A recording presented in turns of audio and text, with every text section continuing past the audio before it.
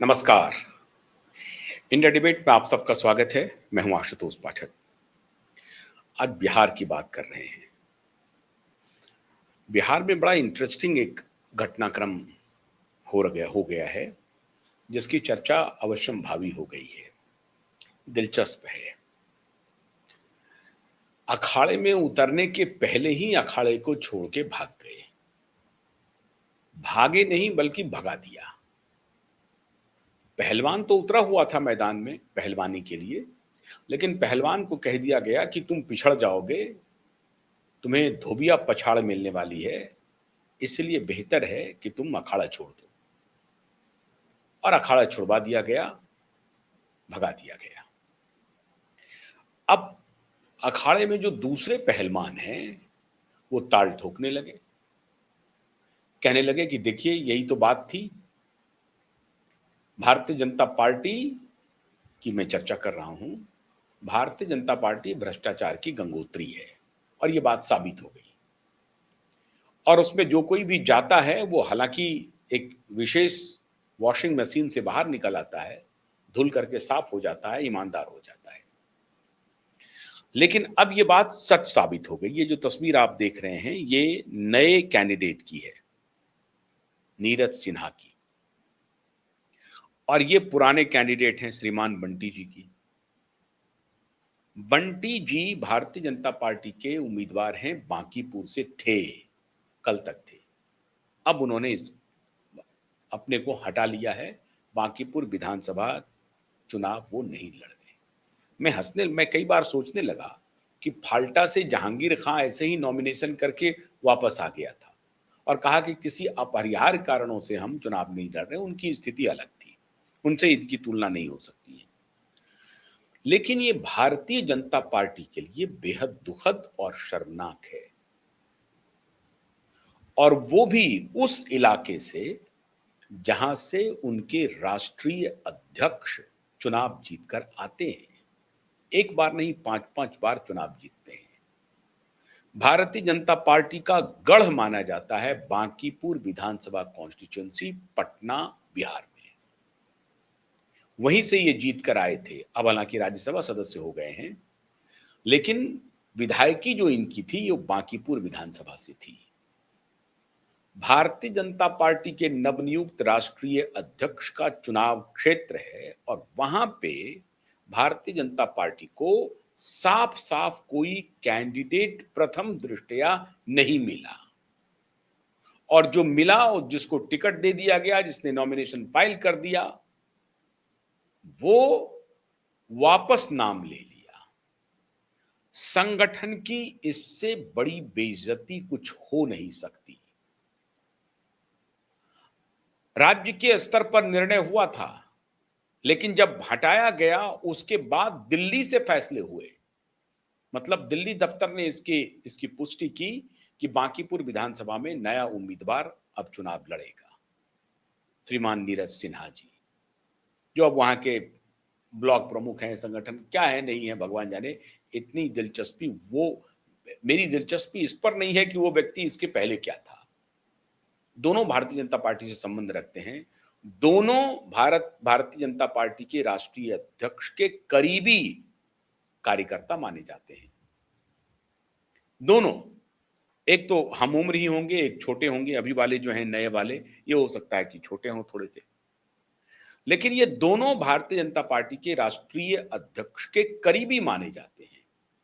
और करीबी कार्यकर्ता होने के बाद भी राष्ट्रीय अध्यक्ष प्रथम दृष्टया ये तय ही नहीं कर पाया कि हमारा उम्मीदवार कौन होगा। तो पहली तो स्थिति यही स्पष्ट हो गई कि भारतीय जनता पार्टी में इस तरह का ब्लंडर कैसे हो गया मोदी और शाह के रहते हुए। देखिए, मोदी और शाह ने इसके पहले बड़े बड़े परिवर्तन किए हैं। मैं इसके बारे में कई बार बता चुका हूं। आज सिर्फ रेफरेंस दे रहा हूं कि गुजरात में कैबिनेट सहित पूरा मिनिस्ट्री मोदी जी ने बदल दिया, हरियाणा में बदल दिया, लेकिन चुनाव के पहले बदला। ऐसा नहीं कि नामांकन होने जा रहा है तब मुख्यमंत्री को बदल रहे हैं, ऐसा नहीं है। पहले बदला।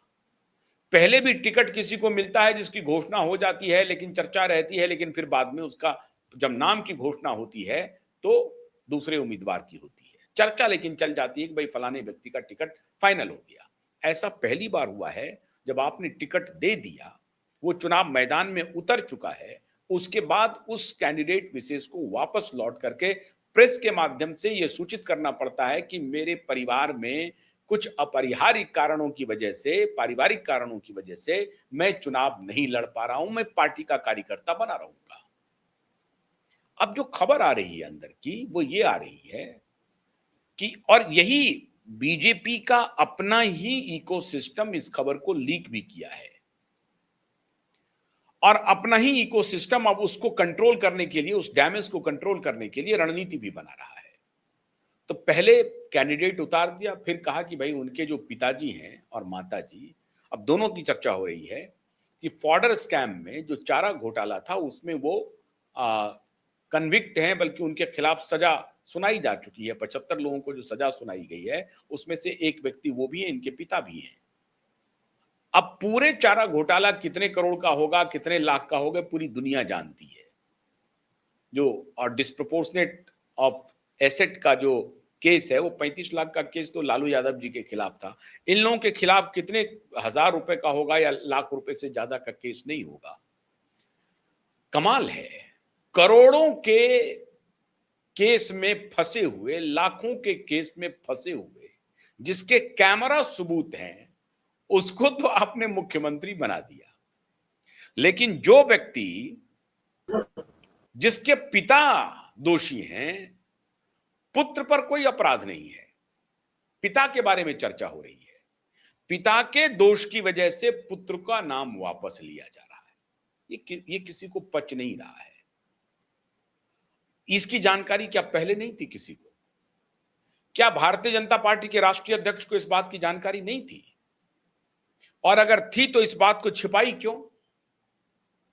और अगर थी तो इसका संज्ञान क्यों नहीं लिया कि भाई उसके पिताजी का फॉर्डर स्कीम में यह है और इसको प्रशांत किशोर और रेखा गुप्ता जो दूसरे अन्य उम्मीदवार हैं, वो दोनों इसको मुद्दा बना सकते हैं, ये राजनीतिक मुद्दा बन सकता है और उससे भारतीय जनता पार्टी को नुकसान हो सकता है।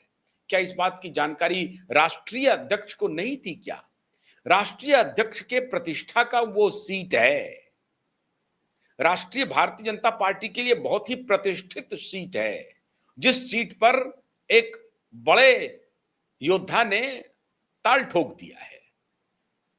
अब मैं ये नहीं कह रहा हूं कि बड़े योद्धा मैं किस रूप में कह रहा हूं, नहीं, उनकी कोई पॉलिटिकल हिस्ट्री उस तरह से विजय की नहीं है। उनकी पार्टी अभी 0 पर आउट हो चुकी थी पिछले 2025 के विधानसभा चुनाव में, मतलब 243 में से एक भी सीट नहीं मिला और लगभग 90% सीटों पर उनको अपना जमानत भी जब्त करवाना पड़ा। यह बात सच है, जो सत्य है वो है। लेकिन फिर भी भारतीय जनता पार्टी के सुरमाओं को लग रहा है कि प्रशांत किशोर एक दमदार कैंडिडेट है और वो पिछले चुनाव में खुद चुनाव नहीं लड़ रहे थे। प्रशांत किशोर पर मैं बाद में आता हूं कि उनकी चुनौती क्या है, उनका भी इस बार हिसाब किताब हो जाएगा। लेकिन पहले भारतीय जनता पार्टी के धतकर्म की चर्चा प्रमुखता से होनी चाहिए और बिना लाग लपेट के होनी चाहिए। इस तरह से अगर पार्टी चलती रही तो भगवान ही मालिक है। दिक्कत यह है कि आपके अपोजिशन में विकल्प ठीक नहीं मिल रहा है।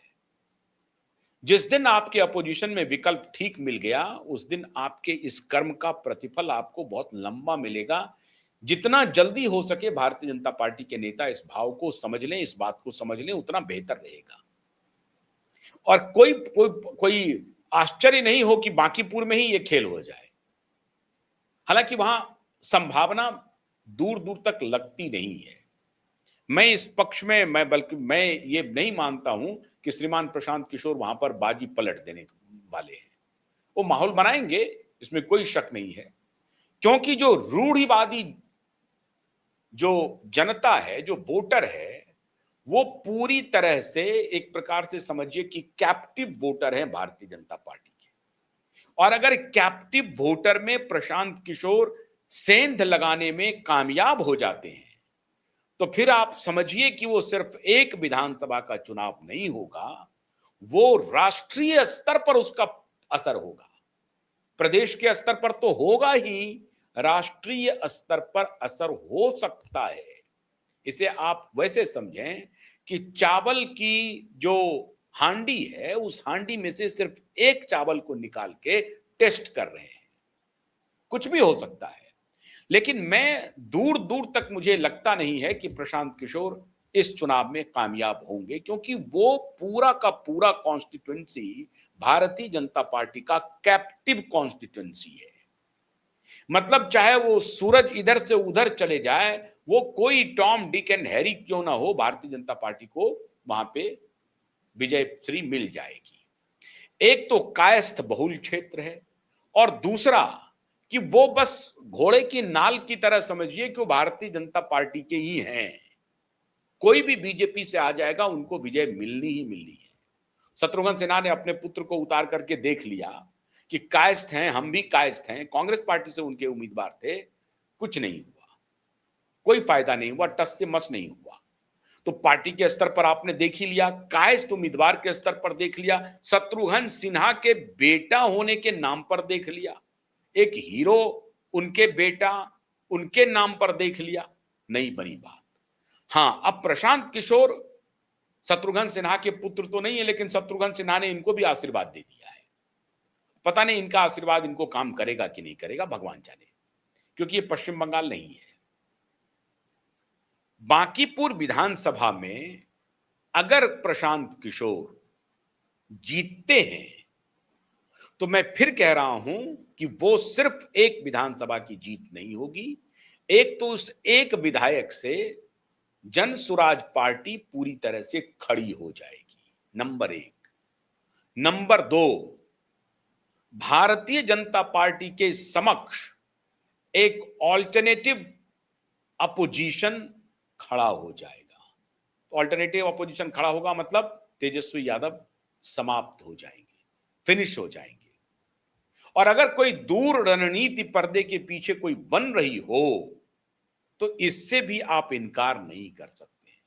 हो सकता है कि भारतीय जनता पार्टी ये रणनीति बना रही हो कि प्रशांत किशोर को विजय करवा दिया जाए। ऐसा हो सकता है, पता नहीं वोटर के बीच में क्या होता है, कहना मुश्किल है, क्योंकि ये दोनों तरफ जा सकता है मामला।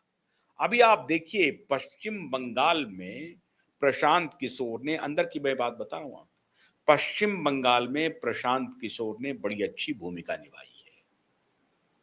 सुनने में आया है कि अंदर अंदर प्रशांत किशोर ने काफी खबरें भारतीय जनता पार्टी को अपने तरीके से बताई हैं, और उन खबरों को लेकर के भारतीय जनता पार्टी को काफी लाभ हुआ है। इसलिए भारतीय जनता पार्टी मुमकिन है कि प्रशांत किशोर को खड़ा करने में मदद करे, लेकिन ये एक कयास है, संपूर्ण रूप से कयास है। इसकी कोई गारंटी नहीं है, इसका कोई पुष्टि नहीं कर सकता है, कुछ भी नहीं कर सकता है। तो ये भारतीय जनता पार्टी के लिए, लेकिन अगर उम्मीदवार बदला गया है तो उसके बदले, बंटी के बदले ये उम्मीदवार बड़ा सशक्त है, ऐसा नहीं है। बिहार प्रदेश उम्मीदवारी में कोई बहुत बड़ी प्रणाम। बात हो गई है, ऐसा बिल्कुल भी नहीं है। मुझे भारतीय जनता पार्टी ने अब बांकीपुर विधानसभा में उपचुनाव, अब इनका ये स्टेटमेंट सुनिए, ये लिखित प्रदेश स्टेटमेंट नेतृत्व पढ़ का रहे मैं आभार व्यक्त करता हूं। मैंने अभी अभी माननीय प्रदेश अध्यक्ष संजय सरावगी जी को पत्र दिया हूं, जो आपके सामने पढ़ रहा हूं। ये बहुत महत्वपूर्ण नहीं है, ये बहुत महत्वपूर्ण नहीं है। महोदय, इन्होंने भारतीय जनता पार्टी बिहार ये जो प्रदेश, कैंडिडेट हैं, ये खुद बहुत पूरा पढ़ भी नहीं पाते हैं, तो इनको एक स्क्रिप्ट दिया गया, ये भाई इनका नाम बंटी है, इनको भगा दिया गया। इनको स्क्रिप्ट जो लिख करके दिया गया था वो ये पढ़ दिया, और ठीक ठाक वो ठीक से पढ़ भी नहीं पा रहे होंगे, बेचारे विचलित होंगे, क्योंकि टिकट मिल गया है उनको, क्या फेस सेविंग नहीं हुई, ऊपर से बदनामी अलग हो गई। तो ये पार्टी गजब है, किसी की भी बलि ले ले, किसी के इमेज को बचाने के लिए किसी की भी बलि ले ले। अपने ही पार्टी के एक सामान्य कार्यकर्ता को उतार दिया, उनके परिवार की बदनामी भी करवा दी, उनको वापस भी करवा दिया। अजीब तरह की राजनीति है। और मैं हैरान हूं कि भारतीय जनता पार्टी के जो प्रदेश अध्यक्ष हैं उनको नहीं मालूम, तो पता चले कि जो राष्ट्रीय अध्यक्ष है, जिनके ये क्लोज कार्यकर्ता थे, उनको नहीं मालूम, किसी को कुछ नहीं मालूम था। बस बदनाम हो गए बेचारे, न घर के रहे न घाट के रहे। अब दूसरे कार्यकर्ता उतर गए हैं। मैं अब आ रहे हैं इस बात पर कि प्रशांत किशोर अगर इस क्षेत्र से जीत जाते हैं, वो कैसे नहीं जीतने की स्थिति में है। जो कायस्थ बहुल जो सीट कहलाती है, अब जैसा मैंने आपको कहा कि वो घोड़े की नाल की तरह ही वोट करेंगे, इसकी संभावना बहुत कम है कि वो भारतीय जनता पार्टी का दामन छोड़ेंगे, और ये पूरी शक्ति भी भारतीय जनता पार्टी लगाएगी। और अगर ऐसी कोई शक्ति ऑन द ग्राउंड नहीं दिखाई पड़े तो समझ लीजिएगा कि प्रशांत किशोर और बीजेपी के बीच में कुछ अंदरूनी साठगांठ हुई है, और वो साठगांठ है कि प्रशांत किशोर को ऑल्टरनेट के रूप में खड़ा करें और तेजस्वी यादव को रवाना करें। ऐसा हो सकता है, ये भी हो सकता है कालांतर में कि जेडीयू भी खिसक जाए और बीजेपी और प्रशांत किशोर आमने सामने हो। ये बड़ी रणनीति का हिस्सा हो सकती है। लेकिन ये फिर मैं कह रहा हूं कि ये too much reading between the line है। मैं कुछ हो सकता है कि मैं ज्यादा पढ़ रहा हूं बिटवीन द लाइन, जो पूरी तरह से सर्वथा गलत हो सकती है, सर्वथा गलत हो सकती है। लेकिन अगर ऑन द ग्राउंड बांकीपुर विधानसभा में भारतीय जनता पार्टी चुनाव लड़ती हुई दिखाई न पड़े तो निश्चित रूप से मान लीजिएगा कि ये दोनों के बीच में अंदरूनी कुछ ना कुछ समझौते हुए हैं। और पश्चिम बंगाल में श्रीमान प्रशांत किशोर जी ने जो मदद पहुंचाई है हाल के दिनों में आईपैक के सिलसिले में, और भी पावर गैलरी की चर्चा है, प्रशांत जी ने मुझे फोन नहीं किया है, ना ही मोदी जी ने फोन किया है, लेकिन ये पावर गैलरी में चर्चा है कि पश्चिम बंगाल के चुनाव में अभी जो सांसद इधर से उधर गए हैं उसमें बहुत सारी बात श्रीमान प्रशांत किशोर जी ने मदद की है भारतीय जनता पार्टी को। अब ये बात कितनी सही है कितनी गलत है मैं फिर कह रहा हूं, मैं इसकी पुष्टि नहीं कर रहा हूं, लेकिन पावर गैलरी में इसकी चर्चा हो रही है। और इस वजह से देखिए, प्रशांत किशोर बहुत होशियार व्यक्ति हैं। उनको मालूम है कि जब हमारी पार्टी पूरी तरह से फिनिश हो गई, अब प्रशांत किशोर को जो जो चाहिए सब कुछ मिल रहा है। कहिए कैसे? पटना राष्ट्रीय राजधानी, पढ़ा लिखा इलाका इनको चाहिए तो पढ़ा लिखा इलाका मिल गया, शहरी इलाका चाहिए तो शहरी इलाका मिल गया। अब ऐसे इलाके में जात पात हो सकता है नहीं चले तो वो भी स्थिति है बनी हुई वहां पर। कास्ट वोटर हैं वो इनको सपोर्ट कर भी सकते हैं, संभावना बिल्कुल 0.00 में चले जाइए।